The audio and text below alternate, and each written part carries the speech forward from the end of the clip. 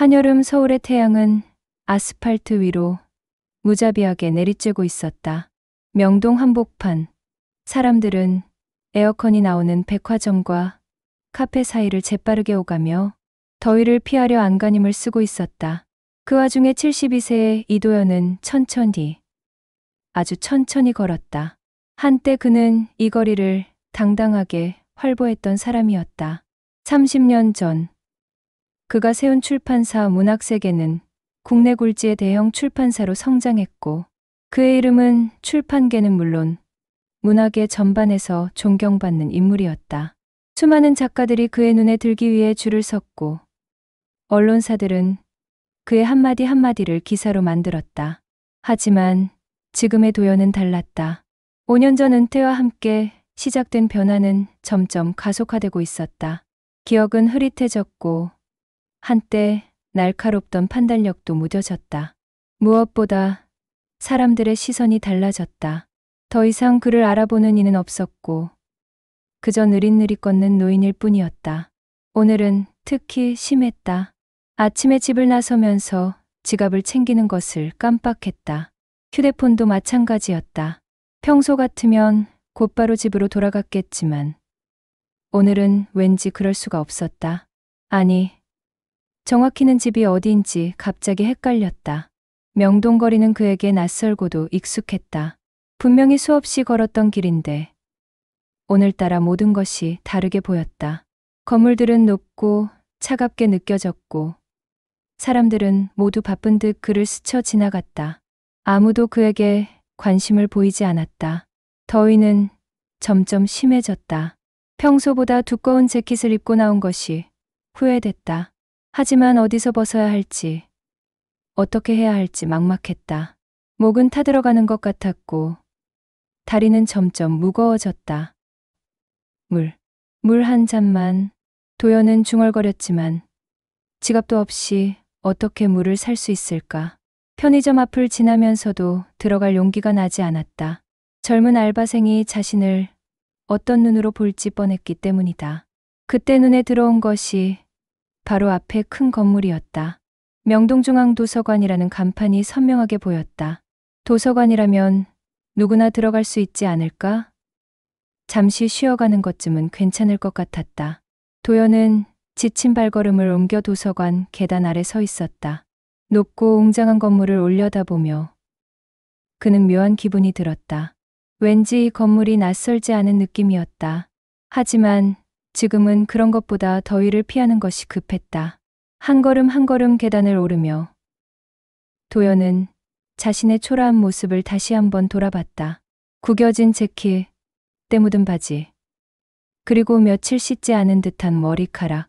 이런 모습으로 도서관에 들어가도 될까 싶었지만 더위와 갈증이 그런 걱정을 밀어냈다. 문을 밀고 들어서는 순간 시원한 에어컨 바람이 그를 반겼다. 도연은 안도의 한숨을 내쉬었다. 드디어 이 지긋지긋한 더위에서 벗어날 수 있을 것 같았다. 시원한 에어컨 바람이 도연의 얼굴을 스치자 그는 처음으로 오늘 하루 중 안도의 숨을 쉴 수 있었다. 명동중앙도서관의 1층 로비는 넓고 쾌적했다. 대리석 바닥이 반짝였고 천장은 높아서 더욱 시원한 느낌을 주었다. 하지만 도연의 안도감은 오래가지 못했다. 입구에서 몇 걸음 떼지도 못한 채 그는 안내데스크 직원의 날카로운 시선을 느꼈다. 20대 후반으로 보이는 여직원이 그를 위아래로 훑어보며 눈살을 찌푸렸다. 실례합니다만 어떤 일로 오셨나요? 목소리에는 경계심이 역력했다. 도연은 당황했다. 도서관에 들어오는데 특별한 이유가 필요한가? 아, 잠시 쉬었다가 가려고 하는데요. 도연의 대답은 힘없이 나왔다. 목이 말라서 목소리도 갈라졌다. 직원의 표정은 더욱 차가워졌다. 죄송하지만 여기는 도서관입니다. 책을 읽거나 공부할 목적이 아니시라면. 아, 그럼 책을 좀 보겠습니다. 도연은 서둘러 말했다. 하지만 직원의 시선은 여전히 차갑기만 했다. 그녀는 도연의 구겨진 옷차림, 땀에 젖은 머리카락, 그리고 흐릿한 눈빛을 다시 한번 살펴봤다. 이때 40대 남성 직원이 다가왔다. 그는 안내데스크 직원과 짧게 눈짓을 주고받더니 도연에게 다가섰다. 어르신, 실례가 되지 않게 말씀드리는 건데요. 그의 목소리는 표면적으로는 정중했지만 속뜻이 다르다는 것을 느낄 수 있었다. 도서관 이용을 위해서는 신분증 제시가 필요합니다. 혹시 가지고 계신가요? 도연은 당황했다. 지갑을 깜빡했다는 사실을 다시 깨달았다. 죄송합니다. 오늘 깜빡하고 가져오지 못했는데 그렇다면 안타깝게도 이용이 어려우실 것 같습니다. 남성 직원의 말은 단호했다. 하지만 도연은 포기할 수 없었다. 밖의 더위는 정말 견딜 수 없을 정도였다. 정말 잠시만요. 물 한 잔만 마시고 가면 안 될까요? 너무 더워서. 죄송합니다. 규정이 그렇게 되어 있어서요. 이때 다른 직원 한 명이 더 다가왔다. 3명의 직원이 그를 에워싸고 있는 상황이 되었다. 주변의 시선도 하나둘 모이기 시작했다. 어르신, 이해해 주세요. 요즘 이런 분들이 종종 오셔서. 젊은 여직원이 작은 목소리로 말했다. 이런 분들이라는 표현에서 그들이 자신을 어떻게 보고 있는지 분명해졌다. 혹시 다른 곳에 갈 데가 없으시다면 시청 복지과에 연락을 드려볼까요? 남성 직원의 제안에 도연의 얼굴이 붉어졌다. 복지과라니. 그들은 자신을 노숙자로 보고 있었던 것이다. 아니, 그게 아니에요.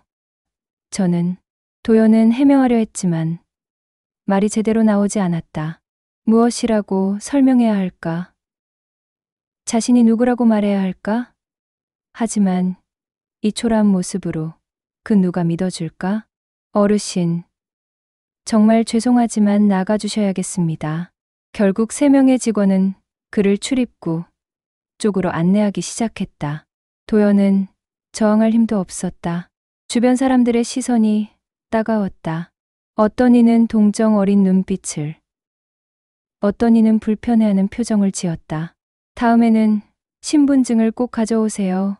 마지막 당부의 말과 함께 도연은 다시 뜨거운 햇볕 아래로 내몰렸다. 유리문이 그의 뒤로 닫히는 소리가 들렸다. 냉방이 새어나오는 틈새마저 완전히 차단된 것 같았다. 계단 중간에 주저앉은 도연의 눈에는 눈물이 맺혔다. 목은 더욱 타들어갔고 다리는 후들거렸다. 하지만 무엇보다 마음이 아팠다. 저들의 시선 속에서 자신은 그저 쫓겨나야 할 존재에 불과했던 것이다. 노숙자. 그 단어가 머릿속을 맴돌았다. 한때 이 거리를 주름잡았던 자신이 이제는 그런 취급을 받는 신세가 되었다니. 계단에 주저앉은 도연은 한동안 움직일 수가 없었다. 뜨거운 햇볕이 그의 어깨를 짓누르고 있었지만 몸보다는 마음이 더 아팠다. 방금 전 겪은 굴욕감이 파도처럼 밀려왔다.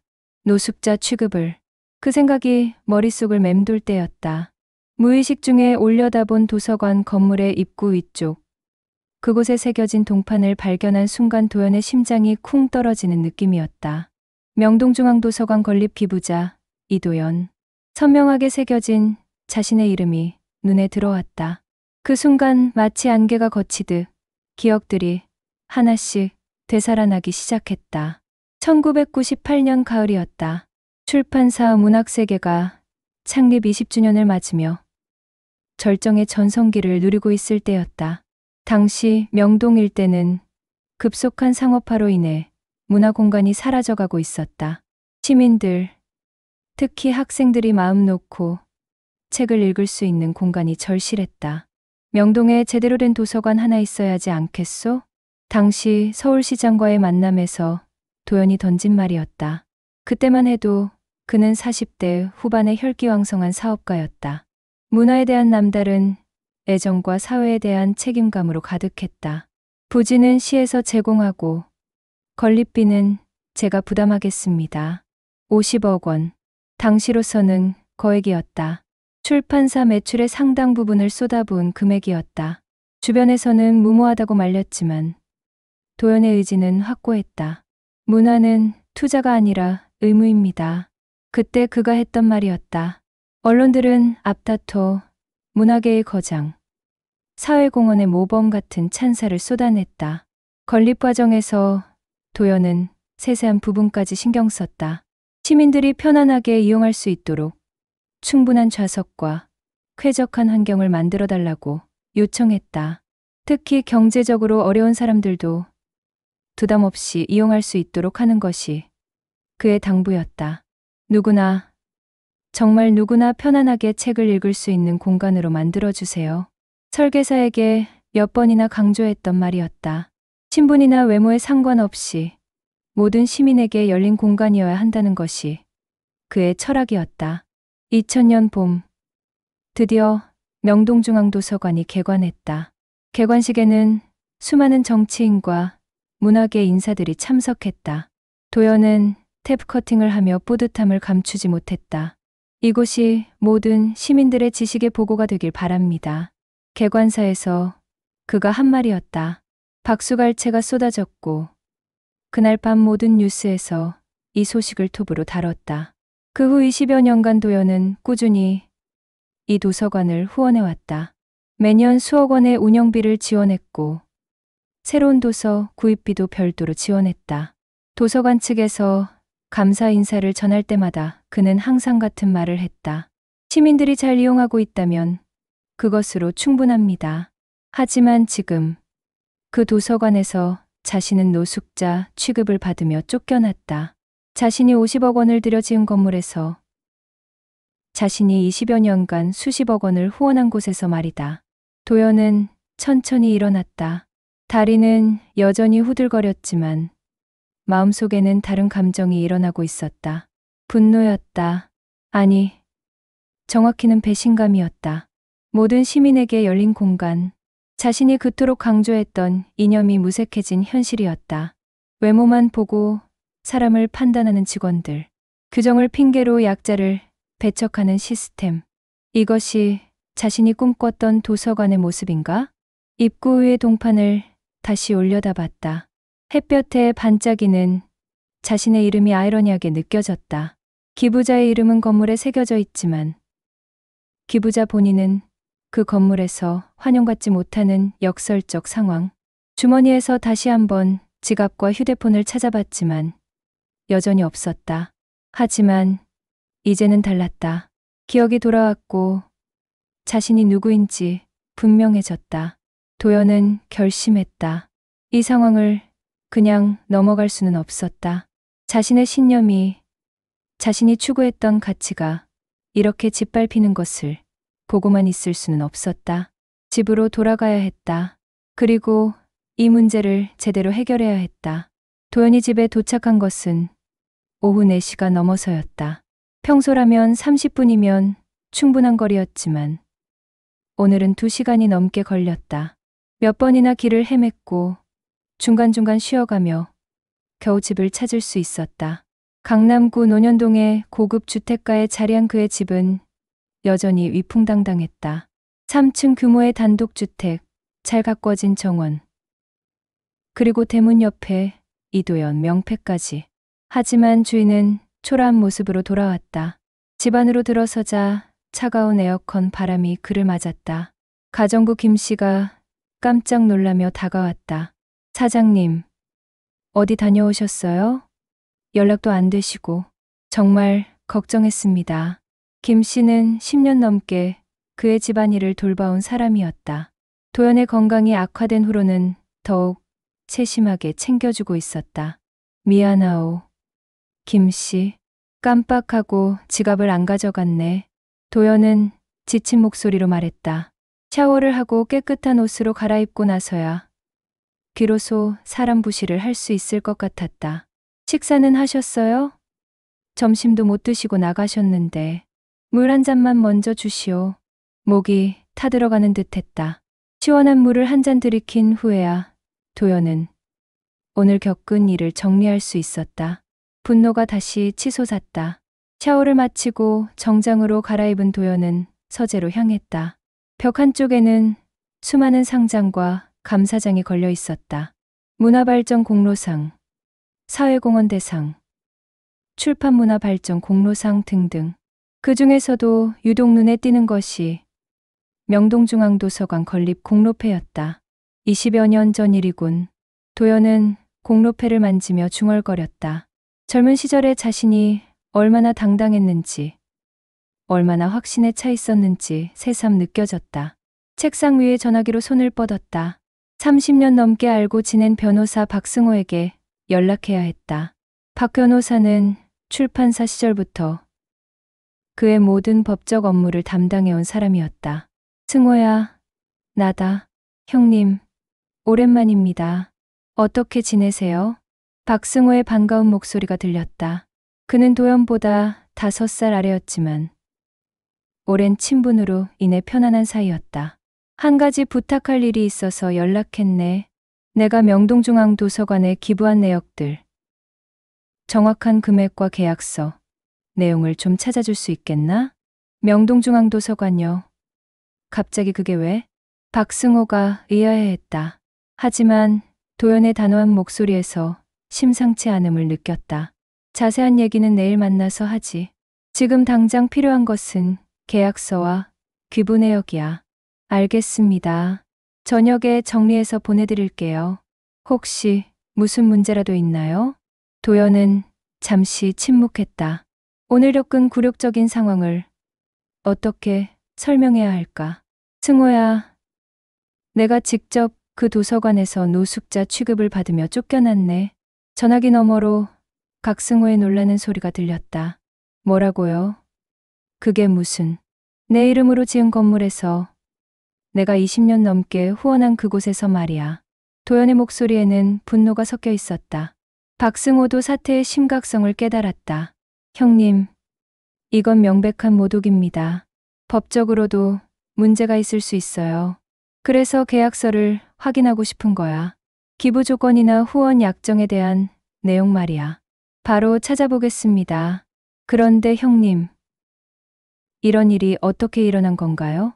도연은 오늘의 상황을 자세히 설명했다. 지갑을 깜빡한 채 나간 것, 더위를 피해 도서관에 들어가려 했던 것, 그리고 직원들의 차가운 반응과 결국 쫓겨난 과정까지. 이건 정말 심각한 문제네요. 기부자에 대한 예의도 예의지만 시민에 대한 기본적인 예우조차 지키지 않은 것 같습니다. 승호야, 나는 이 일을 그냥 넘어갈 생각이 없네. 도연의 목소리는 확고했다. 한때 출판계를 호령했던 그의 기계가 되살아나고 있었다. 당연하죠. 이런 일이 공개되면 그 도서관은 큰 곤란을 겪게 될 겁니다. 내일 아침 일찍 만나자. 구체적인 대응 방안을 논의해야겠어. 알겠습니다. 그런데 형님, 혹시 언론에 알릴 생각도 있으신가요? 도연은 잠시 생각했다.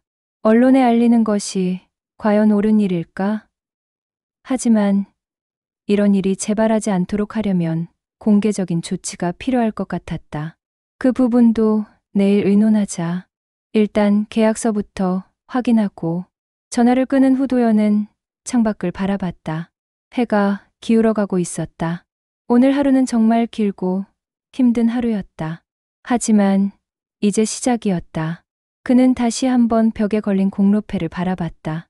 시민을 위한 문화공간 조성이라는 문구가 새삼 의미심장하게 느껴졌다. 과연 그 공간이 진정 시민을 위한 곳인지 이번 기회에 확실히 짚고 넘어가야 할 것 같았다. 다음 날 아침 8시.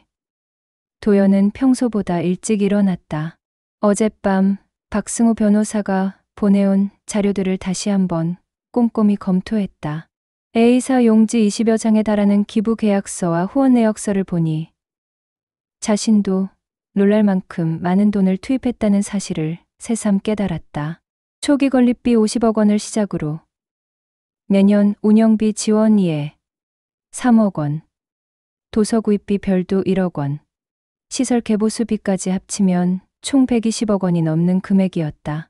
20여 년간 한 사람이 한 기관에 후원한 규모로는 전례가 없을 만큼 거액이었다. 이 정도면 충분하겠군. 도연은 서류를 정리하며 중얼거렸다. 이제 준비를 시작할 때였다. 옷장을 열고 가장 격식 있는 정장을 꺼냈다. 진한 네이비 색상에 맞춤 정장이었다. 출판사 사장 시절 중요한 행사에 참석할 때 입던 옷이었다. 흰색 셔츠에 고급 넥타이를 메고 평소보다 신경 써서 머리를 정돈했다.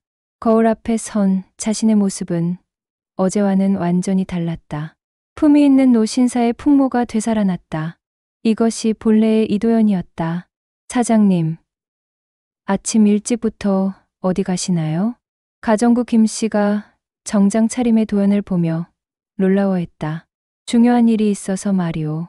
박 변호사와 함께 나갈 예정이니까 식사라도 하고 가세요. 어제 제대로 못 드셨잖아요. 간단히 먹고 갈게요. 아침 식사를 마친 도연은 출발 준비를 했다. 서류 같은 서류 가방, 명함 지갑, 그리고 신분증까지 빠뜨리지 않고 챙겼다. 특히 명함은 오래된 것이었지만 문학세계 출판사 대표이사라는 직함이 선명하게 인쇄되어 있었다. 오전 9시 30분 박승호 변호사가 차를 타고 도착했다. 50대 중반의 그는 30여 년간 법무업계에서 쌓은 경험과 신뢰로 유명한 인물이었다. 형님, 정말 멋지게 차려입으셨네요. 완전히 다른 사람 같습니다. 어제와는 다르지? 도연은 씁쓸하게 웃었다. 겉모습이 사람을 판단하는 기준이 되어서는 안 되지만 현실은 그렇지 못했다. 차 안에서 박승호는 어제 밤 정리한 자료들을 다시 한번 설명했다. 형님, 이 계약서를 보시면 몇 가지 중요한 조항이 있습니다. 특히 기부자의 명예와 권익 보호에 관한 부분이 명시되어 있어요. 어떤 내용인가? 기부자 및 기부자 가족의 시설 이용에 있어서는 최대한 편의를 제공하며 기부 취지에 반하는 운영 시에는 기부자가 이의를 제기할 수 있다고 되어 있습니다. 도연은 고개를 끄덕였다. 당시 자신이 얼마나 신중하게 계약 조건을 검토했는지 새삼 느껴졌다. 그리고 여기 보시면 내년 운영 현황 보고서를 기부자에게 제출하도록 되어 있는데 최근 3년간 한 번도 받지 못하셨죠? 그러고 보니 그렇네.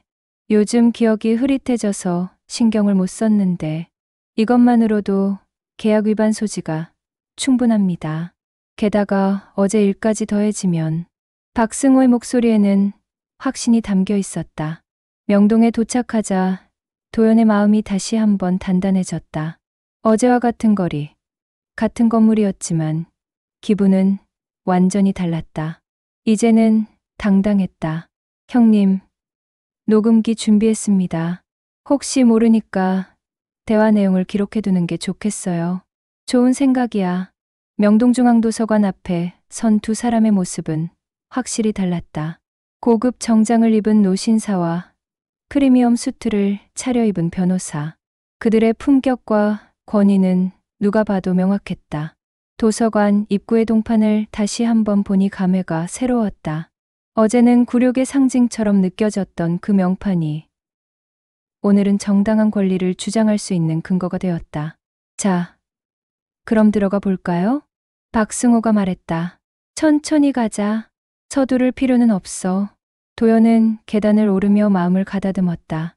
분노보다는 냉정함이 필요했다. 감정적으로 대응하기보다는 사실과 근거를 바탕으로 차근차근 문제를 해결해 나가야 했다. 1층 로비에 들어서자 어제와 같은 안내데스크가 보였다. 다행히 어제 자신을 내쫓았던 직원들이 그대로 있었다. 20대 후반의 여직원과 40대 남성 직원. 그들은 정장을 차려입은 두 사람을 보며 예의 바른 표정으로 맞이했다. 어서 오세요. 무엇을 도와드릴까요? 같은 입에서 나온 말이라고는 믿기 어려울 만큼 정중한 태도였다. 도연은 잠시 말없이 그들을 바라봤다. 관장님을 만나고 싶습니다. 박승호가 대신 말했다. 관장님이시여? 혹시 어떤 일로? 이도연 선생님께서 중요한 말씀이 있으시다고 합니다. 이도연이라는 이름이 나오자 직원들의 표정이 미묘하게 변했다. 어디선가 들어본 듯한 이름이었지만 확신은 없는 듯했다. 잠깐만 기다려주세요. 관장실은 도서관 3층에 위치해 있었다. 넓은 창을 통해 명동거리가 한눈에 내려다 보이는 전망 좋은 곳이었다. 50대 후반으로 보이는 김태현 관장이 서둘러 나와 맞았다. 이도현 선생님, 정말 영광입니다. 이렇게 직접 오셔서. 김 관장은 극진히 예의를 차렸다. 하지만 도연은 그의 인사를 받으며 복잡한 심정이었다. 지금의 대우와 어제의 대우. 그 차이가 너무나 극명했다. 이쪽은 제 법률 고문인 박승호 변호사입니다. 아, 네. 박 변호사님도 만나 뵙게 되어 반갑습니다. 관장실 소파에 앉자 김 관장은 최고급 차를 직접 우려주며 극진한 대접을 했다. 선생님께서 이렇게 오시다니.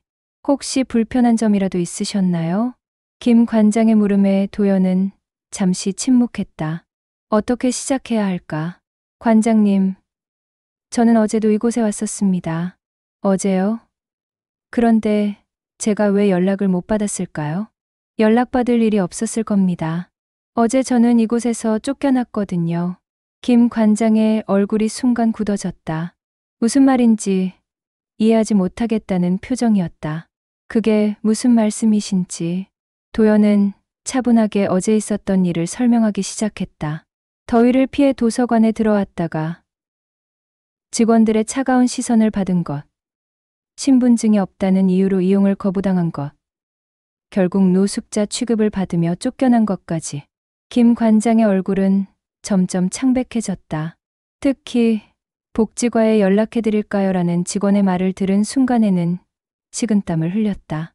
그런 일이. 정말 죄송합니다. 정말 죄송합니다. 김 관장은 연신 고개를 숙였다. 하지만 도연은 아직 끝나지 않았다. 관장님, 이것 좀 보세요. 박승호 변호사가 서류 봉투에서 계약서를 꺼냈다. 20여 년 전의 기부 계약서였다. 이건 제가 이 도서관 건립을 위해 기부할 때 작성한 계약서입니다. 여기 보시면 모든 시민이 평등하게 이용할 수 있는 문화공간 조성이라고 명시되어 있습니다. 도연의 목소리는 차분했지만 단호했다. 그리고 여기 기부 취지에 반하는 운영 시에는 기부자가 이의를 제기할 수 있다는 조항도 있습니다. 김 관장은 서류를 받아보며 당황해했다. 계약서의 내용을 제대로 숙지하지 못했던 것이 드러났다. 선생님, 정말 송구스럽습니다. 직원 교육이 부족했습니다. 교육의 문제가 아닙니다. 도연은 단호하게 말했다. 이것은 이 기관의 근본적인 철학과 가치관의 문제입니다. 외모나 차림새로 사람을 판단하고 약자를 배제하는 것이 과연 도서관이 해야 할 일입니까? 김 관장은 할 말을 잃었다. 도연의 말이 전곡을 찌르고 있었다. 더욱이 운영 현황 보고서도 3년째 받지 못했습니다. 이것 역시 계약 위반입니다. 박승호 변호사가 덧붙였다. 김 관장의 얼굴은 더욱 어두워졌다. 이때 갑작스럽게 관장실 문이 열리며 어제의 그 직원들이 들어왔다. 20대 여직원과 40대 남성 직원이었다. 그들은 정장 차림의 도연을 보고도 처음에는 알아보지 못했다. 관장님, 급히 뵐 일이 있어서. 하지만 곧 그들의 표정이 변했다. 어제 쫓아냈던 그 노인이 바로 눈앞에 앉아 있었다. 어제 그분이. 여직원의 목소리가 떨렸다. 남성 직원 역시 얼굴이 하얗게 질렸다. 그렇습니다. 어제 당신들이 쫓아낸 사람이 바로 저입니다. 도연은 차분하게 말했다. 하지만 그 목소리에는 위압감이 담겨 있었다. 그리고 저는 이 건물을 지은 사람이기도 합니다. 직원들은 충격에 빠졌다. 관장실의 분위기는 얼어붙었다.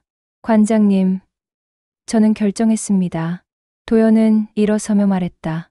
제 이름으로 기부된 모든 후원금과 앞으로의 지원, 약정을 철회하겠습니다. 선생님, 그건 안 됩니다. 한 번 더 기회를. 김 관장이 급히 말했지만 도연의 의지는 확고했다. 120억 원. 20여 년간 제가 이곳에 지원한 금액입니다. 하지만 그 돈의 의미와 가치가 이렇게 짓밟힌다면 더 이상 의미가 없습니다. 직원들은 부들부들 떨며 사과하기 시작했다. 죄송합니다. 정말 죄송합니다. 저희가 잘못했습니다. 하지만 도연은 흔들리지 않았다. 사과는 저에게 할 것이 아닙니다. 어제의 저처럼 도움이 필요한 시민들에게 해야 할 말입니다. 박승호 변호사가 서류 가방에서 공문서를 꺼냈다. 이것은 후원철회 통보서입니다.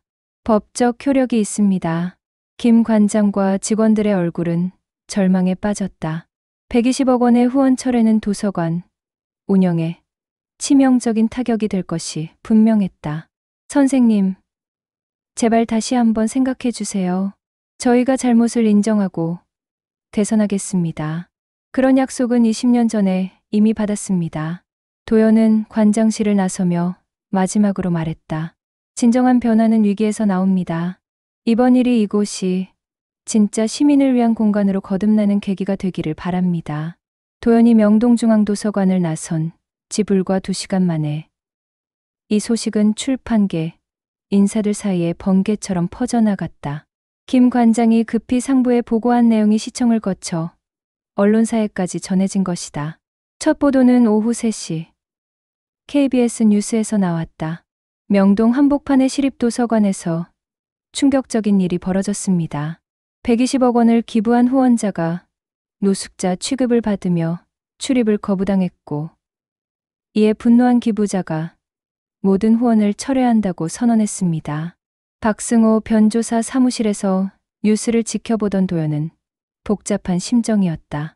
사건이 이렇게 빨리 공개될 줄은 몰랐다. 형님, 벌써 여러 언론사에서 인터뷰 요청이 들어오고 있습니다. 박승호가 끊임없이 울리는 전화를 보며 말했다. 오후 4시 연합뉴스가 더 상세한 보도를 내놨다. 이도현 72전 문학세계 출판사 대표는 1918년 50억 원을 기부해 명동중앙도서관 건립에 기여했으며 이후 20여 년간 매년 수억 원씩 운영비를 지원해온 것으로 확인됐습니다. 하지만 어제 더위를 피해 해당 도서관을 찾았을 때 직원들로부터 노숙자는 이용 불가라는 말을 듣고 쫓겨났다고 주장하고 있습니다. 오후 5시가 되자 포털 사이트 실시간 검색어 1위에 명동중앙도서관이 올랐다. 댓글들이 폭주하기 시작했다. 진짜 어이없다. 자기가 지은 건물에서 쫓겨나다니. 겉모습만 보고 사람을 판단하는 게 이 시대의 현실. 120억이면 진짜 어마어마한 금액인데 이런 기관들이 세금으로 운영되는 곳이라니. 오후 6시 MBC 뉴스데스크에서는 더욱 자세한 취재 결과를 발표했다. 취재진이 확인한 결과 이도현 씨는 출판업계의 전설적 인물로 평가받는 인사입니다. 1970년대 문학세계 출판사를 설립해 국내 굴지의 출판사로 키워냈으며 수많은 작가를 발굴하고 우리 출판 문화 발전에 크게 기여했습니다. VCR에는 젊은 시절 도연의 모습과 출판사 전성기 때의 자료 화면들이 나왔다. 그리고 명동중앙도서관 입구의 기부자 명패가 클로즈업 되었다. 저녁 7시 JTBC에서는 해당 도서관 직원들을 직접 취재했다. 죄송합니다. 정말 죄송합니다. 저희가 확인 절차를 제대로 거치지 않았습니다. 어제 도연을 내쫓았던 여직원이 고개를 숙이며 사과하는 모습이 전파를 탔다. 외모만으로 판단한 것은 명백한 잘못이었습니다. 변명의 여지가 없습니다. 남성 직원 역시 고개를 들지 못했다. 김태현 관장은 더욱 절망적이었다. 이도현 선생님은 이 도서관의 은인과도 같은 분입니다. 그런 분께 이런 무례를 범했다는 것이 관장으로서 책임을 통감합니다. 오후 8시 도연의 집 앞에는 수십 명의 기자들이 몰려들었다. 이도현 선생님, 한 말씀 해주세요. 정말 모든 후원을 철회하실 건가요? 도서관 측의 사과를 받아주실 의향은 없나요? 하지만 도연은 집 안에서 나오지 않았다. 대신 박승호 변호사가 대리로 브리핑을 했다. 이도현 선생님께서는 현재 많이 상심하고 계십니다. 20여 년간 정성을 쏟아부은 곳에서 이런 일을 겪으시니 충격이 클 수밖에 없습니다. 후원 철회 결정은 번복될 가능성이 있나요? 현재로서는 확정된 결정입니다. 다만 해당 기관이 진정성 있는 변화를 보여준다면 선생님께서도 제고하실 수도 있을 것입니다. 오후 9시 SBS 그것이 알고 싶다. 제작진에서 특집 방송을 예고했다. 이번 주 토요일 기부천사는 왜 등을 돌렸나? 명동도서관 120억 후원 철회 사건의 진실을 방송할 예정입니다. 온라인상에서는 더욱 뜨거운 반응이 이어졌다. 한 시민은 내가 세금으로 운영비를 대고 있는 도서관에서 이런 일이 일어난다니 정말 화가 난다며 분노를 표했다. 어떤 대학생은 나도 가끔 옷차림이 별로일 때 도서관에서 눈치 받은 적이 있다. 이런 일이 근본적으로 해결돼야 한다고 댓글을 남겼다. 하지만 무엇보다 충격적인 것은 다른 기관들의 반응이었다. 오후 10시 서울시립미술관장이 도연에게 직접 전화를 걸어왔다. 선생님, 저는 서울시립미술관 관장 정수민입니다. 오늘 뉴스를 보고 정말 마음이 아팠습니다. 혹시 저희 미술관에 관심이 있으시다면 고지역 국립중앙박물관, 세종문화회관, 예술의 전당에서도 연락이 왔다. 모두 도연의 후원을 간절히 원한다는 내용이었다. 이렇게 많은 곳에서 연락이 오다니 도연은 놀라워했다. 하지만 마음은 여전히 무거웠다. 자신의 의도는 다른 기관들의 후원을 받는 것이 아니라 진정으로 시민을 위한 문화기관이 되도록 하는 것이었다. 밤 11시 마지막으로 들어온 뉴스는 청와대 문화비서관실에서 이 사건에 대해 문화기관의 시민 서비스 개선을 위한 전면적인 점검이 필요하다는 논평을 발표했다는 내용이었다. 하루 만에 개인의 억울한 경험이 사회 전체의 관심사가 되어버린 것이다. 도연은 창밖을 바라보며 생각했다.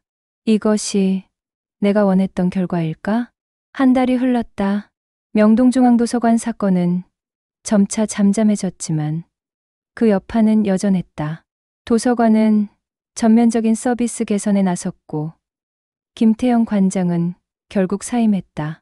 새로 부임한 관장은 시민 친화적 도서관을 모토로 대대적인 개혁을 추진하고 있었다. 하지만 도연의 마음은 여전히 무거웠다. 매일 아침 신문을 펼칠 때마다 자신이 원했던 것이 과연 무엇이었는지 자문하게 되었다. 사장님, 오늘도 여러 곳에서 전화 왔어요. 가정부 김 씨가 메모지를 건네며 말했다. 국립현대미술관, 한국문화예술회관, 시립교향악단, 일주일에도 몇 통씩 후원 제안이 들어왔다. 모두 거절한다고 전해주세요.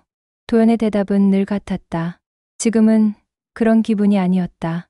그러던 어느 날 오후 예상치 못한 방문객이 찾아왔다. 안녕하세요, 선생님. 40대 중반의 여성이 정중히 인사했다. 소박한 옷차림에 환한 미소를 지은 그녀의 이름은 박미영이었다. 저는 명동 골목길에 있는 작은 책방 연합의 대표를 맡고 있어요. 혹시 잠깐 시간을 내어주실 수 있을까요? 작은 책방, 연합. 도연은 처음 듣는 이름이었다. 거실에 앉은 박미영은 낡은 파일 한 권을 꺼냈다. 저희는 명동 일대의 작은 서점들이 모여 만든 단체예요. 총 12개의 작은 책방이 참여하고 있어서요. 파일을 넘기자 작고 아담한 서점들의 사진이 나왔다. 골목길 서점, 시와 에세이, 어린이 책나라, 인문학 마을 등등. 모두 20평도 안 되는 조그만한 공간들이었다. 요즘 대형 서점과 온라인 서점 때문에 저희 같은 작은 책방들이 하나씩 문을 닫고 있어요. 하지만 저희는 포기하지 않으려고 해요. 박미영의 목소리에는 절실함이 담겨 있었다. 작은 책방의 의미가 단순히 책을 파는 것에만 있지 않다고 생각해요. 저희는 동네 주민들과 소통하고 아이들에게 책 읽는 즐거움을 알려주고 어르신들께는 쉴 수 있는 공간을 제공하죠. 도연은 관심이 생겼다. 그녀의 말에서 진정성이 느껴졌다. 선생님의 명동도서관 사건을 뉴스로 보면서 많이 생각했어요. 진짜 시민을 위한 문화공간이 뭔지 말이에요. 그래서 저에게 온 건가요? 네. 저희가 운영하는 작은 책방들을 한번 보셨으면 해서요. 화려하지도 크지도 않지만 정말 필요한 사람들이 찾아오는 곳이에요. 박미영은 몇 장의 사진을 더 보여줬다.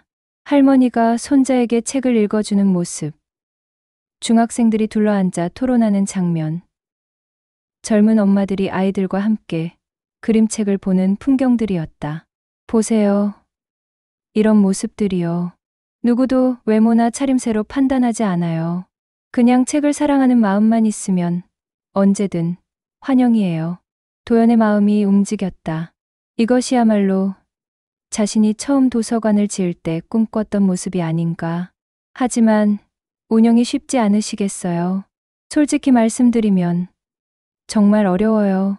월세도 부담되고 책도 제대로 들여놓기 힘들고 그래도 버티고 있어요. 구체적으로 어떤 도움이 필요한가요? 도연이 직접적으로 물었다. 박미영의 얼굴이 밝아졌다. 사실 말씀드리기 어려워서 그랬는데 만약 선생님께서 조금이라도 도움을 주신다면 정말 감사할 것 같아요. 큰 금액이 아니라도 작은 책방들에게는 큰 힘이 될 거예요. 일주일만 시간을 주세요. 직접 현장을 보고 싶어요. 다음 주 도연은 박승호 변호사와 함께 명동 골목길을 돌아다녔다. 12개의 작은 책방을 하나씩 방문해 보니 박미영의 말이 과장이 아니었다. 각각의 책방은 저마다의 특색을 가지고 있었다. 어떤 곳은 시집과 에세이 전문이었고 어떤 곳은 어린이 책만 취급했다. 또 어떤 곳은 인문학 강의를 정기적으로 열었다. 무엇보다 인상적인 것은 사람들의 표정이었다. 서점 사장들은 모든 손님을 가족처럼 반겼고 손님들도 편안한 분위기에서 천천히 책을 골랐다. 골목길 서점에서 만난 70세 할머니는 이렇게 말했다. 여기가 우리 동네 사랑방이에요. 책도 보고 사람들과 이야기도 나누고 정말 고마운 곳이에요. 어린이 책 나라에서는 초등학생들이 바닥에 앉아 그림책을 보고 있었다. 아저씨, 이 책 정말 재미있어요. 한 아이가 도연에게 책을 보여주며 말했다. 순수한 웃음에 도연의 마음이 따뜻해졌다. 한 달 후, 도연은 결정을 내렸다. 박미영 대표님, 제가 작은 책방 연합을 후원하고 싶습니다. 정말요? 얼마나? 10억 원입니다. 박미영은 깜짝 놀랐다. 예상했던 것보다 훨씬 큰 금액이었다. 하지만 조건이 있습니다. 이 돈으로 더 많은 작은 책방을 도와주세요. 그리고 누구든지 환영받을 수 있는 공간으로 만들어주세요. 당연하죠. 약속드립니다. 소식이 알려지자 언론들이 다시 주목했다. 하지만 이번에는 따뜻한 시선이었다. 명동도서관 사건의 주인공. 작은 책방에 10억 원 후원. 진짜 시민을 위한 문화공간을 찾은 이도연 씨. 한 달 뒤 열린 후원금 전달식에서 도연은 소감을 말했다. 사람을 외모로 판단하지 말라는 것은 오래된 지혜입니다. 하지만 우리는 그것을 자주 잊고 살아갑니다. 이 작은 책방들이 그런 편견 없는 공간으로 계속 남아있기를 바랍니다. 그의 말은 명동거리를 넘어 전국으로 퍼져나갔다. 그리고 오래도록 사람들의 가슴에 남았다.